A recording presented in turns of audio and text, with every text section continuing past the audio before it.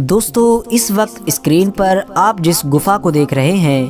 یہ گفا کوئی عام گفا نہیں بلکہ ایک ہسٹوریکل یعنی اتہاسک گفا ہے۔ ایک ایسی گفا کہ جس کے پیچھے بڑی ہی حیران کر دینے والی اور انوکھی کہانی ہے، کیونکہ دوستو یہی وہ گفا ہے کہ جس میں آج سے لگ بھگ 1700 یا 1750 سال پہلے ایک ایسا حادثہ ہوا تھا کہ جس نے سب کو ہلا کر رکھ دیا تھا۔ ہوا یہ تھا کہ کچھ ایسے لوگ جو اپنی جان بچانے کی خاطر اس گفا میں چھپنے کے لیے آئے تھے، وہ اس گفا میں آ کر ایسے سوئے کہ لگاتار اگلے 300 سال تک سوتے رہے، اور 300 سال کے بعد جب وہ اپنی نیند سے جاگے تو بالکل ویسے ہی سلامت تھے جیسے وہ 300 سال پہلے سوئے تھے۔ یعنی نہ تو ان کی عمر بڑی تھی اور نہ ہی ان کے جسم میں کسی بھی طرح کا کوئی بدلاؤ آیا تھا۔ لیکن دوستو اب سوال یہ ہے کہ 300 سال سے بھی زیادہ لگاتار اس گفا میں سونے والے یہ لوگ آخر کون تھے، اور اتنے لمبے وقت تک لگاتار سونے کا یہ حادثہ کیوں اور کیسے ہوا تھا،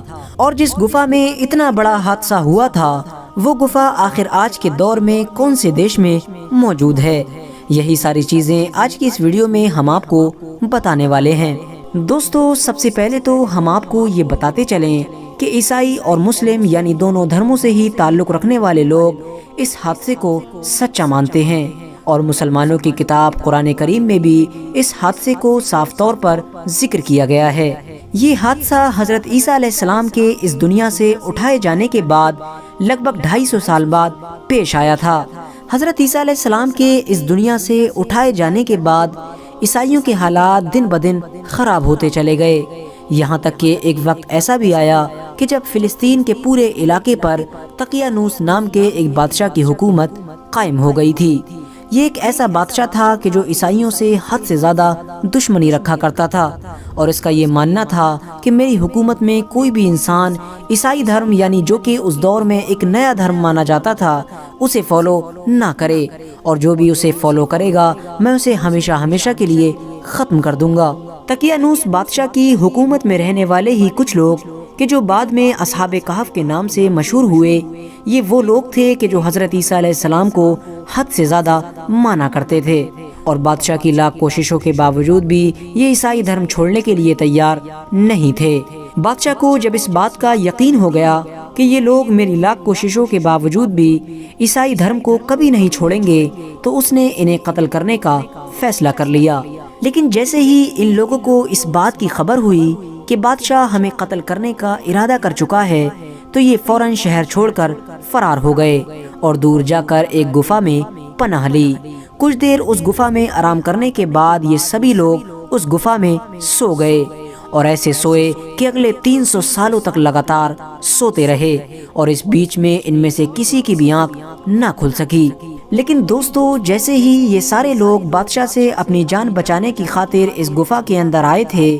ویسے ہی کچھ وقت کے بعد بادشاہ کو بھی اس بات کی خبر ہو گئی تھی کہ یہ سارے لوگ اس گفا کے اندر چھپے ہوئے ہیں۔ یہی وجہ تھی کہ بادشاہ نے فوراً یہ حکم جاری کر دیا تھا کہ اس گفا کے منہ کو ایک بڑی دیوار کے ذریعے سے بند کر دیا جائے، تاکہ یہ لوگ بھی ہمیشہ ہمیشہ کے لیے اسی گفا کے اندر ختم ہو جائیں۔ مگر بادشاہ نے جس انسان کو یہ کام کرنے کا آرڈر جاری کیا تھا وہ انسان بہت عقل مند اور رحم دل تھا۔ اس انسان نے اس دیوار کو بنوانے سے پہلے ہی سارے اصحاب کہف کی تعداد نوٹ کرنے کے ساتھ ساتھ ان کا پورا قصہ بھی ایک تختی پر لکھ دیا تھا، یعنی ان کے ساتھ جو ہوا تھا وہ ساری باتیں اس تختی کے اوپر نوٹ کر دی تھیں۔ پھر اس تختی کو ایک تانبے کے صندوق میں رکھ کر اس صندوق کو اس دیوار کی بنیاد میں چنوا دیا تھا، اور اس طرح سے اب یہ گفا اگلے 300 سالوں تک کے لیے پوری طرح سے بند ہو گئی تھی۔ لیکن دوستو یہ بات تو بالکل ظاہر ہے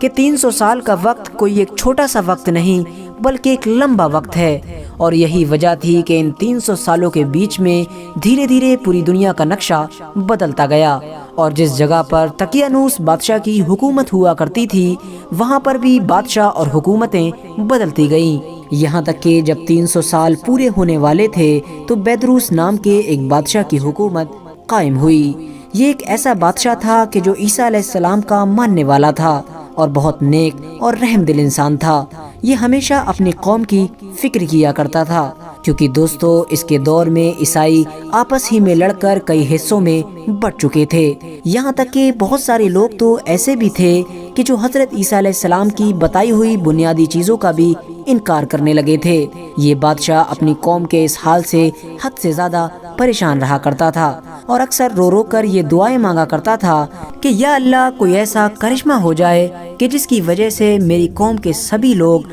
اللہ اور قیامت کے دن پر ایمان رکھنے لگیں۔ اور آخرکار اس بادشاہ کی یہ دعا قبول ہوئی، اور ایک چرواہا کہ جو اپنی بکریوں کو اس گفا کے پاس ہی میں چرا رہا تھا، اس نے اس گفا کو دیکھ کر یہ فیصلہ کیا کہ میں اس گفا کی دیوار کو گرا کر اس گفا میں اپنی بکریوں کو بیٹھالنے کا انتظام کروں گا۔ لہٰذا اسی ارادے کے ساتھ اس نے کچھ لوگوں کے ساتھ مل کر اس گفا کی دیوار کو گرا دیا۔ دیوار گرتے ہی وہ سارے لوگ ڈر کی وجہ سے سہم گئے کہ جنہوں نے اس دیوار کو گرایا تھا، اور ان سبھی لوگوں پر ایسی ہیبت طاری ہوئی کہ وہ چند منٹس کے اندر ہی وہاں سے فرار ہو گئے۔ لیکن دوستو بھلے ہی وہ سارے لوگ تو فرار ہو گئے، لیکن گفا کے اندر موجود ان سبھی لوگوں کو جگا گئے جو پچھلے 300 سال سے سو رہے تھے۔ ان لوگوں نے جاگتے ہی نہ صرف آپس میں سلام اور کلام شروع کر دیا تھا، بلکہ کچھ وقت کے بعد ہی عبادت کرنا بھی شروع کر دی تھی۔ گفا کے اندر موجود ان سبھی لوگوں کو جب تھوڑے وقت کے بعد بھوک محسوس ہوئی تو ان لوگوں نے اپنے ہی ایک ساتھی جس کا نام یملیخا تھا اسے گفا سے اس ارادے کے ساتھ باہر بھیجا کہ وہ ان کے لیے کھانا لے کر آئے، اور ساتھ ہی میں اسے یہ نصیحت بھی کی کہ جا کر دیکھو دقیانوس ہمارے بارے میں کیا ارادہ رکھتا ہے، کہیں ایسا تو نہیں کہ وہ ہم لوگوں کو ابھی بھی بڑی محنت کے ساتھ تلاش کر رہا ہے۔ لہٰذا انہی سب چیزوں کا حال چال جاننے کے ارادے سے ہی یملیخا اس گفا سے باہر نکلے، لیکن باہر نکلتے ہی حیران ہو گئے، کیونکہ وہ شہر کے جس کے بارے میں وہ یہ جانتے تھے کہ یہاں پر حضرت عیسیٰ علیہ السلام کا نام لینا بھی جرم ہے، وہاں پر تو اب ہر انسان حضرت عیسیٰ علیہ السلام کا ہی کلمہ پڑھ رہا تھا، اور ہر انسان کے منہ سے اللہ اور اس کے نبیوں کا ہی نام سنا جا سکتا تھا۔ یملیخا یہ سب دیکھ کر ابھی حیران ہی تھے کہ اتنی دیر میں ایک کھانے کی دکان پر بھی پہنچ گئے، اور دکان والے کو دقیانوس کے دور کا سکہ دے کر کھانا مانگا، کیونکہ وہ تو ابھی بھی یہی سوچ رہے تھے کہ وہ گفا کے اندر 300 سال نہیں بلکہ چند گھنٹوں کے لیے ہی سوئے تھے، مگر سچائی کچھ اور تھی۔ دقیانوس کے دور کا وہ سکہ نہ صرف بہت وقت پہلے ہی بند ہو چکا تھا، بلکہ اس وقت تو اس سکے کو پہچاننے والا بھی کوئی انسان نہیں رہ گیا تھا۔ یہی وجہ تھی کہ اس سکے کو دیکھتے ہی دکاندار کو یملیخا پر شک ہو گیا، اور اس دکاندار کو یہ لگنے لگا کہ یا تو اس انسان کے ہاتھ کوئی پرانا خزانہ لگ گیا ہے یا پھر یہ کوئی جاسوس انسان ہے۔ اسی لیے اس نے شک کے دائرے میں یملیخا کو سلطنت کے سپاہیوں کے حوالے کر دیا، اور یملیخا کے اوپر یہ الزام لگایا کہ یا تو یہ جاسوس ہے یا پھر اس کے ہاتھ کوئی پرانا خزانہ لگ چکا ہے۔ سپاہیوں نے جب یملیخا کے اوپر یہ زور ڈالا کہ وہ بتائے کہ آخر اس کے ہاتھ کون سا خزانہ لگا ہے، تو یملیخا نے اس بات سے صاف انکار کر دیا، اور یملیخا نے کہا کہ جسے تم خزانہ بتا رہے ہو یہ تو ہمارا ایک معمولی سا سکہ ہے۔ اس پر سپاہیوں نے کہا کہ ہم یہ بات کیسے مان لیں کہ یہ تمہارا سکہ ہے، کیونکہ یہ سکہ تو آج سے لگ بھگ 300-400 سال پہلے چلا کرتا تھا، جسے بند ہوئے ایک لمبا زمانہ گزر چکا ہے، اور تم تو بالکل ابھی بھی جوان ہو، تو ہم یہ کیسے مان لیں کہ تمہارے ہاتھ کوئی پرانا خزانہ نہیں لگا ہے۔ اس پر یملیخا نے سپاہیوں سے کہا کہ اچھا یہ بتاؤ کہ دقیانوس بادشاہ کا کیا حال ہے۔ سپاہیوں نے جواب دیا کہ دقیانوس نام کا تو کوئی بھی بادشاہ اس وقت پوری دنیا میں ہی موجود نہیں ہے،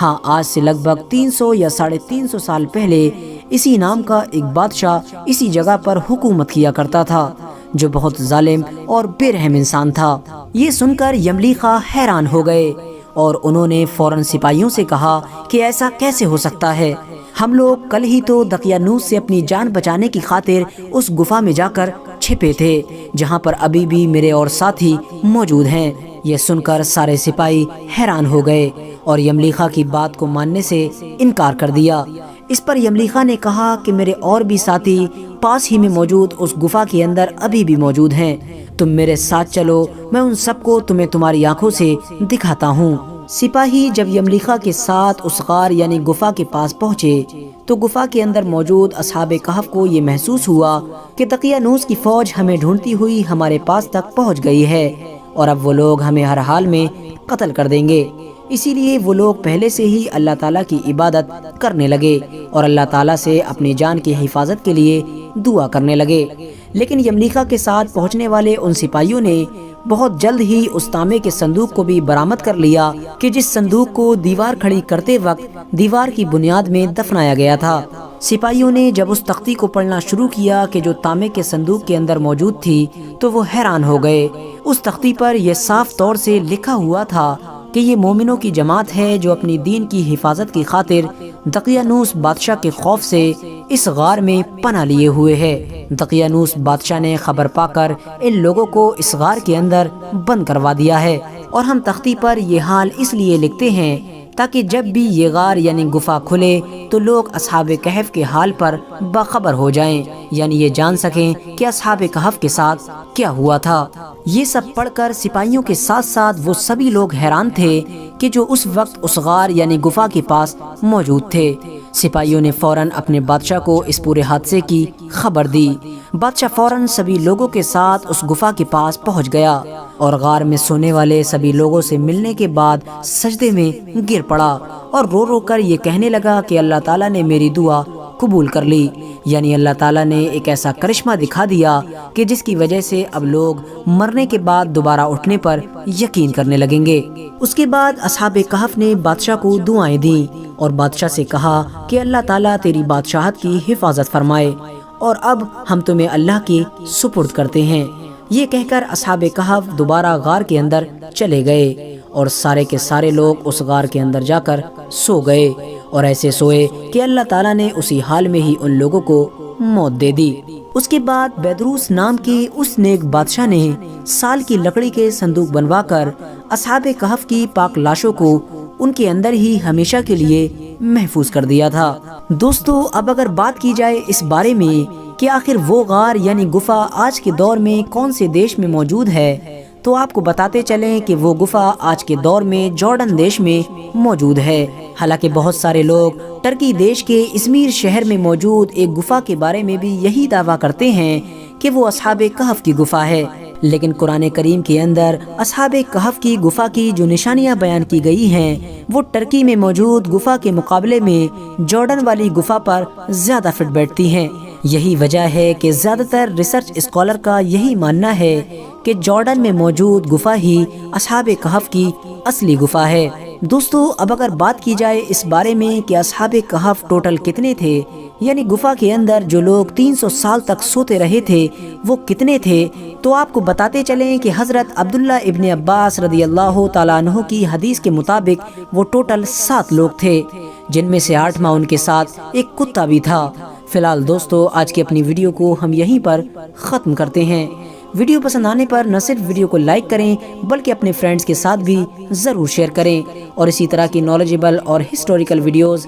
ہمیشہ دیکھنے کے لیے ہمارے اس چینل کو سبسکرائب کر کے ساتھ ہی میں بیل آئیکن کو بھی پریس کر دیں۔